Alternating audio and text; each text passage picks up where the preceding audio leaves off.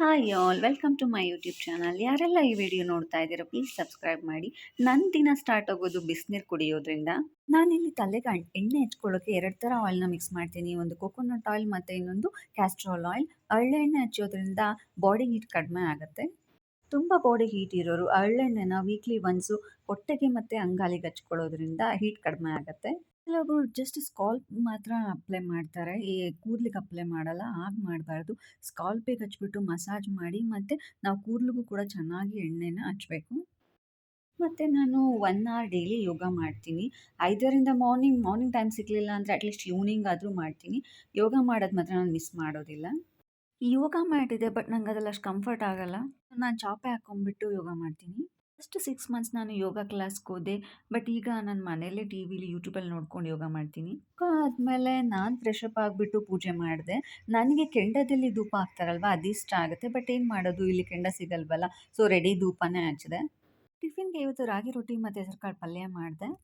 ರೊಟ್ಟಿ ಮಾಡೋಕ್ಕೆ ನಾನು ಕ್ಯಾರೆಟು ಮತ್ತು ಕೊಬ್ಬರಿನ ತುರ್ಕೊಂಡೆ, ಈರುಳ್ಳಿ ಮತ್ತು ಮೆಣಸಿನ್ಕಾಯಿನ ಚಿಕ್ಕದಾಗಿ ಕಟ್ ಮಾಡಿಕೊಂಡೆ. ಸೌತೆಕಾಯಿ ಹಾಕ್ತಿದ್ದೆ, ಬಟ್ ನಾನು ಈ ಸರಿ ಹಾಕಲಿಲ್ಲ, ನನಗೆ ಕೋಲ್ಡ್ ಆಗಿತ್ತು ಅಂದ್ಬಿಟ್ಟು. ಇದನ್ನೆಲ್ಲನೂ ನಾನು ರಾಗಿ ಹಿಟ್ಟಲ್ಲಿ ಮಿಕ್ಸ್ ಮಾಡಿಕೊಂಡು ಇದಕ್ಕೆ ಸ್ವಲ್ಪ ಉಪ್ಪು ಹಾಕ್ಬಿಟ್ಟು, ಮತ್ತು ಎಳ್ಳು ಬೇಕಾದ್ರೆ ಎಳ್ಳನ್ನ ಕೂಡ ಹಾಕ್ತಾರೆ, ಸ್ವಲ್ಪ ಮೊಸರು ಹಾಕ್ಬಿಟ್ಟು ಚೆನ್ನಾಗಿ ಈ ಥರ ಶೀಟಲ್ಲಿ ರೊಟ್ಟಿನ ತಟ್ಕೊಂಡು ಹಂಚಿನ ಮೇಲೆ ಹಾಕಿದ್ರೆ ರೊಟ್ಟಿ ರೆಡಿ ಆಗುತ್ತೆ. ಅಮೆಝಾನ್ ಫ್ರೆಶಿಂದ ಕೆಲವೊಂದು ಐಟಮ್ಸ್ನ ಆರ್ಡರ್ ಮಾಡಿದ್ದೆ, ಕೆಳಗಡೆ ಹೋಗ್ಬಿಟ್ಟು ಅದನ್ನ ಕಲೆಕ್ಟ್ ಮಾಡಿಕೊಂಡೆ. ಯಾವಾಗಲೂ ಜೆಪ್ಟೋದಲ್ಲೇ ಆರ್ಡರ್ ಮಾಡೋದು, ಈ ಸರಿ ಅಮೆಝಾನ್ ಫ್ರೆಶಲ್ಲಿ ಆರ್ಡರ್ ಮಾಡಿದ್ದೆ. ಆಟೋ ಬಂದಿದ್ದರಿಂದ ನಂಗೆ ಸ್ವಲ್ಪ ಕನ್ಫ್ಯೂಷನ್ ಆಯಿತು, ಯಾಕೆಂತಂದರೆ ಯಾವಾಗಲೂ ಬೈಕಲ್ಲೇ ಬರ್ತಾರೆ ಅವರು. ಜೆಪ್ಟೋ ಮತ್ತು ಬ್ಲಿಂಕಿಟ್ ಆದರೆ 20 ಮಿನಿಟ್ಸಲ್ಲಿ ಡೆಲಿವರಿ ಮಾಡ್ತಾರೆ, ಇದು ಸ್ವಲ್ಪ ಲೇಟ್ ಆಯಿತು. ನಾನು ಏನು ಆರ್ಡರ್ ಮಾಡಿದ್ದೆ ಅಂದರೆ ಅದು ಕ್ಯಾನ್ಬೆರಿ ಜ್ಯೂಸನ್ನ ಆರ್ಡರ್ ಮಾಡಿದ್ದೆ, ಮತ್ತು ನನಗೆ ಇದು ಲಿಟಲ್ ಆರ್ಟ್ಸ್ ಆಲ್ರೆಡಿ ತಿಂದಿದ್ದೀನಿ. ಇದು ಲಿಟಲ್ ಆರ್ಟ್ಸ್ ಕೂಡ ನನಗೆ ಇಷ್ಟ ಆಗುತ್ತೆ. ಮತ್ತು ಇದು ಕೊತ್ತಂಬರಿ ಸೊಪ್ಪು 10 ರೂಪಾಯಿಗೆ ಇಷ್ಟು ಬಂದಿದೆ.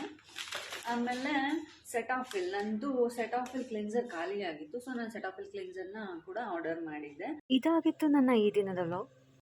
Thank you.